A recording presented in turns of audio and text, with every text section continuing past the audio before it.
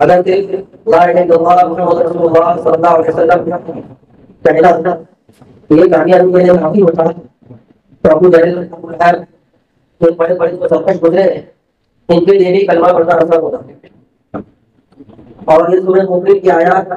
یہ صاف طور پر بتا رہی ہے کہ کامیاب ہونے کے لیے ایمان تو ضروری نہیں ہے، لیکن ایمان والا ہونا کافی نہیں ہے. چند شرائط ہے، ان چند شرائط کو پورا کرنا ہوگا تب جا کے ایمان والے کو کامیابی نصیب ہوگی. تو آج یہ سب کی شرط ایمان والے کی کامیابی کے لیے جو اللہ نے اس میں بیان فرمائی ہے وہ ہے والذین هم لفروجهم حافظون، کہ ایمان والے کب کامیاب ہوں گے جب وہ اپنی شرمگاہوں کی حفاظت کریں گے. یہ چوتھی شرط ہے. پچھلے آیات میں 3 شرطیں بیان ہو چکی ہیں، اس کے بعد کو سبتوں میں اس کا ذکر بھی کیا گیا. آج اس موضوع پر کہ ایمان والے کو اپنی شرمگاہوں کی حفاظت کرنا اس کا مطلب کیا ہے اور کیسے حفاظت ہوگی. اللہ تبارک و تعالیٰ نے شرمگاہوں کی حفاظت کے کیا راستے انسانوں کو دیے، وہ کون سا راستہ ہے جس کی وجہ سے انسان اپنے شرمگاہوں کی حفاظت کرے. سب سے پہلے سمجھے کہ اللہ تبارک و تعالیٰ نے انسان کے اندر نفسانی خواہشات رکھی ہے، فطری طور پر رکھی ہے. نفسانی تقاضے پیدا ہوتے ہیں، کچھ خواہشات پیدا ہوتی ہیں. تو اسلام کی خوبصورتیوں میں سے خوبصورتی یہ ہے کہ جو خواہشات اللہ تبارک و تعالیٰ نے فطری طور پر انسان کے اندر رکھ دی ہے تو اسلام نے اس سے یہ نہیں کہا کہ تم کو ان خواہشات کو بالکل ختم کر دینا ہے، ان خواہشات کو پورا کرنا ہی نہیں ہے. یہ اسلام کی خوبصورتی ہے. جب ظاہر سی بات ہے کہ فطری طور پر اللہ تبارک و تعالیٰ نے اس خواہش کے ساتھ انسان کو رکھا ہے تو ان خواہشات کو پورا کرنے کا راستہ بتایا. اور اسلام کی خوبصورتیوں میں سے خوبصورتی یہ بھی ہے کہ دیگر مذاہب کے اندر اللہ کا قرب حاصل کرنے کے لیے، اللہ کو راضی کرنے کے لیے، اپنے پالنہار کو راضی کرنے کے لیے نفسانی خواہشات کو ترک کرنا پڑتا ہے. یاد رکھیے دیگر مذاہب کے اندر اللہ کو راضی کرنے کے لیے تاجر ہے تو اسے تجارت چھوڑنا ہوگا، دنیا کے عیش و عشرت اور آرام کو چھوڑنا ہوگا، راحت کے جتنے اسباب انسان دنیا میں اختیار کر رہا ہے کرتا ہے اس کو چھوڑنا ہوگا. ان کا یہ عقیدہ ہے کہ بغیر آرام کے چھوڑے، بغیر راحت اور سکون کے چھوڑے، بغیر پانی کے چھوڑے اور دنیا کے کاروبار کو چھوڑے اور نفسانی خواہشات کو چھوڑے بغیر اللہ کا کوئی حاصل نہیں ہوگا. انہوں نے اپنی عوام کو یہ تصور دیا کہ یہ ساری چیزیں چھوڑو جب اللہ تبارک و تعالیٰ کا قرب حاصل ہوگا. اور پھر ان کے لیے باقاعدہ اس کو منظم طور پر عوام الناس سے عمل کرانے کے لیے انہوں نے اپنی عبادت گاہیں بنائی، راہب خانے بنائے جس میں باقاعدہ رحمانیت کی ٹریننگ دی جاتی ہے. اور وہاں پر ایسے مردوں کو اور ایسی عورتوں کو لا کر جمع کر دیا جاتا ہے کہ جو اللہ کا قرب حاصل کرنا چاہتے ہیں ان کو تجارت سے، دنیا کے مال سے، دنیا کے اسباب سے اور نفسانی خواہشات سے چھڑا کر راحت خانے کے اندر لا کر رکھ دیا جاتا ہے.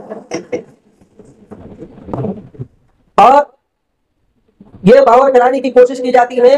کہ جو تجارت، یہ مال، یہ دنیا کے اسباب، دنیا کا عیش و آرام یہ جو آپ لوگوں نے چھوڑا ہے یہ اس سے ہی تم کو اللہ کا قرب حاصل ہوگا. ان کے یہاں بغیر اس کے اللہ کے قرب حاصل کرنے کا کوئی تصور ہی نہیں ہے. اب اس سے خرابی کیا ہوئی، فساد کیا برپا ہوگا اس پر ذرا توجہ فرمائے کہ پھر انہوں نے راحب خانے کے اندر عوام کو، اپنے مرنے والوں کو، اپنے ہم عقیدہ لوگوں کو جمع کیا اور جمع کر کے ان کو یہ بتلایا گیا کہ تمہارے اندر جتنی زیادہ خواہشات پیدا ہوں گی اور تم اس کو جتنا زیادہ کنٹرول کرو گے تب جا کے تم کو اللہ کا قرب حاصل ہوگا. تو پہلے دونوں راحب خانے میں عورتوں کو الگ رکھا گیا، مردوں کو الگ رکھا گیا، لیکن پھر نفسانی خواہشات اور بڑھ کے نفسانی خواہشات اور زیادہ پیدا ہو اس کے لیے مرد عورت کو ایک ساتھ کمرے کے اندر رکھا گیا تاکہ جتنی زیادہ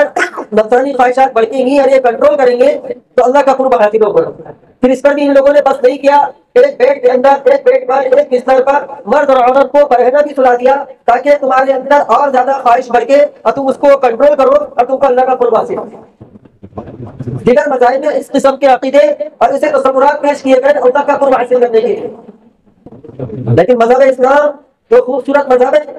جس نے نہ مال چھوڑنے کے لیے کہا ہے، نہ اسباب چھوڑنے کے لیے کہا ہے، نہ اپنے آرات اور راحت کو چھوڑ کر اللہ کا قرب حاصل کرنے کے لیے کہا ہے، بلکہ اسلام کی تبلیغ، اسلام کی دعوت یہ ہے کہ تم جو بھی کام کر رہے ہو، تجارت کر رہے ہو، مال کما رہے ہو، مکان اچھے سے اچھا بنا رہے ہو، مکان کے اندر راحت اور سکون کے اسباب مہیا کرا کر دے رہے ہو، اچھی خوشحالی کے ساتھ اپنی فیملی کے ساتھ زندگی گزار رہے ہو، تو گزارو، بس اس میں اس بات کا دھیان رکھنا ہے کہ تمہاری یہ خواہشات، تمہارے یہ اسباب، تمہارا یہ مال، تمہاری یہ تجارت اللہ کی نافرمانی کے ذریعے سے حاصل نہ ہو۔ اسلام نے اس کا طریقہ کار بتلا دیا کہ تجارت اس طریقے سے کرو کہ تجارت میں جھوٹ نہ بولو، تجارت میں امانت میں خیانت نہ کرو، تجارت کے اندر کسی کو عیب دار مال بیچ بغیر بتائے بیچ نہ بیچو، کسی کو دھوکہ نہ دو۔ یہ ساری شرائط اللہ تبارک و تعالیٰ کی طرف سے بتلا دی گئی۔ ان حدود کے اندر رہ کر تم تجارت کے ذریعے سے خوب مال کما، خوب مال حاصل کرو، بس وہ مال جو تم نے کمایا ہے اس میں فقراء کو، مساکین کو، دین کے کاموں میں اس کو خرچ کرنے کے لیے کچھ حصہ نکالو۔ اتنا کرنا ہے اللہ کا قرب حاصل ہو جائے گا۔ لیکن دیگر مذاہب کے اندر مال کمانے کے ساتھ ساتھ کوئی اللہ کا قرب، دیگر مذاہب کا جو عقیدہ ہے مال کمانے کے ساتھ ساتھ وہ اللہ کا قرب حاصل نہیں کر سکتا، بیوی بچوں میں رہ کر اللہ کا قرب حاصل نہیں کر سکتا۔ لیکن مذہب اسلام ایسا خوبصورت مذہب ہے جس میں بیوی بچوں کے اندر رہ کر خوشحالی کے ساتھ زندگی گزارنے کو، بیوی بچے اور ماں باپ والدین کے بیچ میں رہنے کو، ان کے ساتھ حسن سلوک کرنے کو، ان کو اچھی غذا فراہم کرنے کو، ان کے ساتھ اچھا معاملہ کرنے کو، اچھے اخلاق سے پیش آنے کو بھی عبادت قرار دے دیا، ان کے حقوق ادا کرنے کو بھی عبادت قرار دے دیا۔ یہ اسلام کی خوبصورتی ہے کہ اسلام نے جو کتنی چیزیں انسان کے اندر رکھی ہے اس کو چھوڑنے کے لیے نہیں کہا گیا ہے، بس اس کا رخ بدلنے کے لیے اور اس کے کچھ حدود متعین کر دیے گئے۔ ایسے ہی جو نفسانی خواہشات پیدا ہوتی ہے تو اسلام نے یہ نہیں کہا کہ تم کو اللہ کا قرب حاصل کرنے کے لیے نفسانی خواہشات کو چھوڑنا ہوگا، نفسانی خواہشات کو پورا کرنے سے بچنا ہوگا، اس کو کنٹرول کرنا ہوگا۔ یہ دعوت اسلام کی دعوت نہیں ہے، بلکہ اسلام کی دعوت یہ ہے کہ اس کا رخ صحیح طور پر موڑ دینا ہے، صحیح آدمی ہونا ہے۔ اللہ تبارک و تعالیٰ نے نفسانی خواہشات رکھی ہے تو یہ نفسانی خواہشات کو پورا کرنے کا ایک طریقہ بتا دیا گیا ہے کہ نفسانی خواہشات تم جو پوری کرو گے، اللہ تبارک و تعالیٰ کا حکم یہ ہے کہ وہ اپنی بیوی کے ذریعے سے تم نفسانی خواہشات کی تکمیل کر سکتے ہو۔ اور صرف یہی نہیں کہ نکاح کو نفسانی خواہشات پورا کرنے کا ایک ذریعہ قرار دیا، بلکہ نکاح کو بھی عبادت قرار دیا۔ حالانکہ انسان نکاح جو کرتا ہے اپنی خواہش کی تکمیل کے لیے نکاح کرتا ہے، اپنی کوئی نظر بڑھانے کے لیے نکاح کرتا ہے، لیکن اللہ تبارک و تعالیٰ کے حکم کے مطابق وہ نفسانی خواہشات کو پورا کر رہا ہے تو اس لیے اس کو عبادت قرار دیا گیا ہے کہ اب یہ جو کام تم کر رہے ہو اگرچہ تمہارا اس میں ذاتی فائدہ ہے، تمہاری خواہشات کی تکمیل ہو رہی ہے، تمہاری کوئی عزت حاصل ہو رہی ہے، لیکن تم نے اس کام کے لیے اللہ کے حکم کا انتخاب کیا ہے، اللہ کے حکم کو چنا ہے، اس لیے یہ کام عبادت ہے۔ وہ چاہتا تو اپنی نفسانی خواہشات کو دیگر ذرائع سے بھی پورا کر سکتا تھا، بغیر نکاح کے ذریعے سے نفسانی خواہشات کو پورا کر سکتا تھا، چند روپیہ خرچہ کر کے اپنے نفسانی خواہشات کو پورا کر سکتا تھا، لیکن اس نے اللہ تبارک و تعالیٰ کے حکم کی پابندی کرتے ہوئے اپنی نفسانی خواہشات کی تکمیل کی ہے، اس نے یہ عبادت کی۔ یہ اسلام کی خوبصورتی ہے۔ تو نکاح کا جو عمل ہے وہ ایسا عظیم عمل ہے کہ یہ صرف نسل انسانی کو بڑھانے کے لیے نہیں ہے کہ نسل انسانی اس سے بڑھے گی، بلکہ یہ ایک عبادت ہے اور یہ ساری دنیا کے مذاہب اور خاص طور پہ ان مذاہب والوں کے لیے ایک درس ہے، ایک سبق ہے کہ اسلام اللہ کا قرب حاصل کرنے کے لیے کسی بھی چیز کو جو فطری طور پر رکھی گئی ہے اس کو چھوڑنے کا حکم بالکل نہیں دیتا۔ البتہ سال میں کچھ گھنٹے، سال میں ایک مہینہ ایسا آتا ہے رمضان المبارک کا مہینہ، اس میں کچھ گھنٹے اس خواہشات سے روکا جاتا ہے، اس خواہشات سے رمضان مبارک میں خوفی کی حالت میں اس خواہشات سے روکا جاتا ہے تاکہ یہ نفس جو ہے وہ خواہشات کا عادی نہ بن جائے،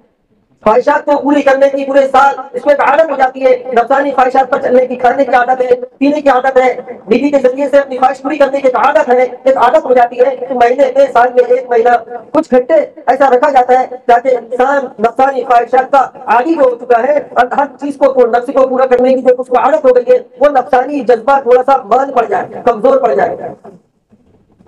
اور اس کو اللہ کے ذکر کی حلاوت، اللہ کے ذکر کی جو لذت ہے وہ حاصل ہو۔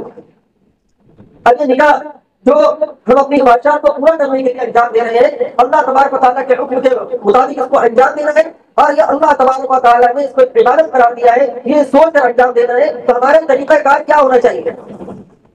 جب اللہ تبارک و تعالیٰ نے ہماری نفسانی خواہشات کی یہ رعایت کی، ہماری نفسانی خواہشات کو پورا کرنے کا ایک حلال طریقہ بتلا دیا ہے، تو ہماری بھی ذمہ داری بنتی ہے کہ جب ہم نکاح والے عمل کو اللہ تبارک و تعالیٰ کے حکم کی وجہ سے انجام دے رہے ہیں تو اس کے طریقہ کار میں بھی اللہ کے حکم کو شامل رکھے۔ آج ہم اپنے معاشرے کا جائزہ لیں، محاسبہ کریں، نوجوان نسلیں جو بے روی کی طرف جا رہی ہے، غلط راستوں کی طرف جا رہی ہے، اور سوشل میڈیا، موبائل وغیرہ نے اور ہماری نوجوان نسلوں کی تباہی کا ایک اچھا خاصا ایک انبار لگا دیا ہے۔ اس تباہی اور اس فحاشیت اور بنیادیت نوجوان بچوں اور بچیوں کے اندر جو بڑھتی جا رہی ہے، اس کا ایک ہی راستہ ہے نکاح کا۔ آج ہمارے یہاں معاشرے میں طرح طرح کے حیلے اور بہانوں کی وجہ سے نکاح میں تاخیر ہوتی ہے۔ سب سے اہم مسئلہ ہمارے معاشرے کا سب سے اہم مسئلہ ہے کہ ہمارے معاشرے میں طرح طرح کے حیلے اور بہانوں کے ذریعے سے نکاح میں تاخیر ہوتی ہے۔ اب ایک لڑکا نوجوان ہے، نفسانی خواہشات ابھار پر ہے، اور ہم اس کے نکاح میں صرف اس وجہ سے تاخیر کر رہے ہیں کہ اس کو ہم کو عالی ایجوکیشن دینا ہے۔ اب ذرا دیکھیں یہ اچھا ایجوکیشن دینے کے چکر میں وہ نوجوان بچہ جس کے اندر نفسانی خواہشات بالکل ابھار مار رہی ہے، اس کا جی نہیں چاہتا کہ وہ رکے، لیکن ماں باپ زبردستی اس کو رکے ہوئے یہ حیلہ کر کے، یہ بہانہ کر کے کہ تعلیم جاری ہے، اور یہ بنیادی ایجوکیشن یا زیادہ مال کمانے کا چکر، اپنی لائف میں اسٹیبل ہونے کی جو خواہش، یہ ہمارے اس نوجوان بچے کو زانی بنائے گی، فحاشیت کا عادی بنائے گی، غیادت کا عادی بنائے گی۔ اب جب کل قیامت کا دن ہوگا، میدان حشر برپا ہوگا، تو اللہ تبارک و تعالیٰ اگر ان والدین سے یہ پوچھ لے کہ آپ کا بچہ زانی اس وجہ سے بنا کہ آپ نے اس کو ماسٹر، ڈاکٹر، انجینئر بنانے کے چکر میں اس کو نکاح کرا کر نہیں دیا،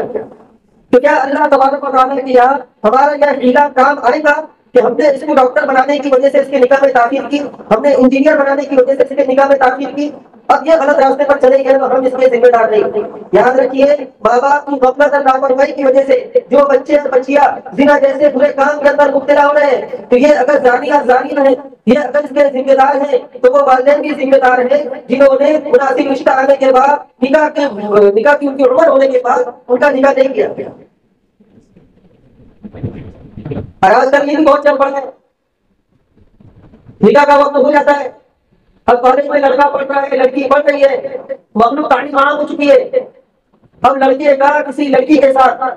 ناجائز رشتہ قائم ہو گیا، گرل فرینڈ بوائے فرینڈ بن گئے۔ اب ہم اس کو پروموٹ نہیں کر رہے ہیں کہ بہت اچھا کام ہے، نیا غلط کام ہے، برا کام ہے، کوئی عالم دین اس کی تعریف نہیں کرے گا کہ آپ کا بچہ کالج میں جا کر کسی لڑکی کے ساتھ ناجائز رشتہ بنا لے، کوئی عالم دین اس کو اچھا کام نہیں کہے گا۔ اب لڑکے نے آ کر والدین سے کہا کہ میں فلاں لڑکی سے نکاح کرنا چاہتا ہوں، اب ماں باپ وہاں پر مسئلہ یہ بناتے ہیں کہ بھائی یہ ہمارے لیول کا نہیں ہے، اور ہو سکتا ہے کہ ماں باپ صحیح ہو، ایسا نہیں ہوتا، کوئی ماں باپ اپنی اولاد کا برا نہیں سوچتے، ہوتا ہے ماں باپ حق پر ہوتے ہیں، ماں باپ صحیح راستے پر ہوتے ہیں، لڑکے کو سمجھا رہے ہیں، باپ لڑکے کو سمجھا رہا ہے، لڑکی کو سمجھایا جاتا ہے کہ دیکھو فلاں لڑکے سے نکاح مت کرو، لڑکے کو سمجھایا جا رہا ہے کہ فلاں خاندان میں ہم رشتہ نہیں کریں گے، لیکن اب وہ نہیں مان رہے ہیں، بار بار سمجھانے کے باوجود۔ اچھا کئی جگہ تو ایسا ہوتا ہے کہ صرف برادری کو معیار بنایا جاتا ہے، ایک لڑکے کو لڑکی پسند ہے، لڑکی کو لڑکا پسند ہے، اور وہ لڑکا بھی اچھی سیرت والا ہے، لڑکی بھی اچھے گھرانے کی ہے، لیکن برادری کو معیار بنا کر رشتے کو ٹکرا دیا جاتا ہے، تو اس کی تو کوئی بھی تعریف نہیں کرے گا۔ واقعات اگر لڑکے کے اندر کوئی خرابی ہے یا لڑکی کے اندر کوئی خرابی ہے تب تو آپ انکار کریں، لیکن انکار کرنے کی بھی حد ہے، آپ اس کو 2 مرتبہ سمجھائے، 3 مرتبہ سمجھائے، آپ کے ذریعے سے نہیں سمجھ رہا ہے تو دوسرے لوگوں کے ذریعے سے سمجھائے، لیکن اس طریقے سے اڑ جانا کہ وہ لڑکا لڑکی آپس میں بھاگ کر نکاح کرنے کا راستہ ڈھونڈ لے اور وہ بدنامی کا باعث بن جائے، یہ نہایت خطرناک صورتحال ہے۔ ہمارے معاشرے میں یہ تصویری بھی بہت زیادہ عام ہوتی جا رہی ہے۔ آپ کی ذمہ داری اتنی ہے، اگر وہ رشتہ غیر مناسب ہے تو آپ لڑکے کو سمجھا دیں کہ دیکھو یہ جو رشتہ غیر مناسب ہے ہم تیار نہیں ہیں، یہ رشتہ غیر مناسب ہے، لڑکی کو سمجھا دیں کہ یہ رشتہ غیر مناسب ہے، 2 4 8 10 مرتبہ سمجھانے کے بعد اگر وہ نہیں مان رہے ہیں تو بجائے ادھر ادھر نکاح کرنے کے وہی اسی جگہ پر اس کا نکاح کیا جائے گا۔ ایسا نہیں کرنے سے خرابی یہ لازم آئے گی کہ وہ لڑکا جو کسی دوسری لڑکی سے نکاح کرے گا تو وہ نہ اس کو خوش رکھ سکے گا اور نہ وہ خود خوش رہے گا۔ جو دوسری لڑکی آپ اس کے لیے کر کر لا رہے ہو، جس کو وہ پسند نہیں کرتا، اس کے ساتھ آپ اس کو زندگی گزارنے پر مجبور کر رہے ہو، تو یہ اس لڑکی کے ساتھ بھی ظلم ہے۔ بھائی ماں باپ، کوئی بھی ماں باپ اپنی لڑکی دیتے ہیں کسی لڑکے کو تو یہ سوچ کر دیتے ہیں، ان کی یہ نیت ہوتی ہے، یہ چاہتے ہوئے خواہش ہوتی ہے کہ میاں بیوی خوش رہے۔ آج جو میاں بیوی کے درمیان طلاق کے معاملات آتے ہیں تو اس کے جو بہت سارے اسباب رہتے ہیں، اس میں سے ایک سبب یہ بھی ہوتا ہے کہ لڑکے کا نکاح اس لڑکی سے نہیں کیا گیا جس لڑکی کو پسند کرتا تھا۔ میں بھی عرض کر دوں، ماں باپ کے خلاف جا کر رشتہ کرنا، ماں باپ کے خلاف جا کر لڑکی پسند کر لینا، یہ نہایت بدتمیزی والی حرکت ہے۔ لیکن اگر کسی نے کر لیا ہے وہ غلط کام اس نے کر لیا ہے تو والدین اپنی حق بھرنی میں رہ کر دوسرا غلط کام نہ کرے، اس سے بہت ساری خرابیاں ہیں۔ اور دوسرا معاملہ ہمارے جو ہوتا ہے نکاح میں داخل کرنے کا، وہ یہ ہوتا ہے کہ بچہ جو ہے اتنا نہیں کمایا ہے کہ وہ اپنی بیوی کی خود کفالت کر سکے۔ ایک تو یہ بات خوب سمجھ لیں کہ اگر لڑکا اتنا مال کما لیتا ہے جس سے وہ خود کھا سکے اور اپنی بیوی کو کھلا سکے اور معقول رہائش، اگرچہ وہ کرائے کی ہو، اگرچہ وہ کرائے کا ہو، معقول رہائش کا مطلب شریعت نے ہرگز یہ نہیں بتایا کہ وہ مکان خود کا ہو، ایک معقول رہائش کا انتظام کر سکے، اتنی آمدنی اگر لڑکی کی ہے تو اس کے نکاح میں متاثر کرنا بالکل جائز نہیں۔ البتہ اگر آپ کا جو نوجوان بچہ ہے وہ اتنا نکما ہے کہ وہ کچھ سمجھ نہیں رہا، وہ خود آپ کے اوپر بوجھ بنا ہوا ہے، آپ خود اس کی کفالت کر رہے ہیں، تو اس صورت حال میں اگر نکاح کریں گے تو ظاہر بات ہے وہ دوسری کی بچی کے لیے بھی پریشانی کا باعث بنے گا۔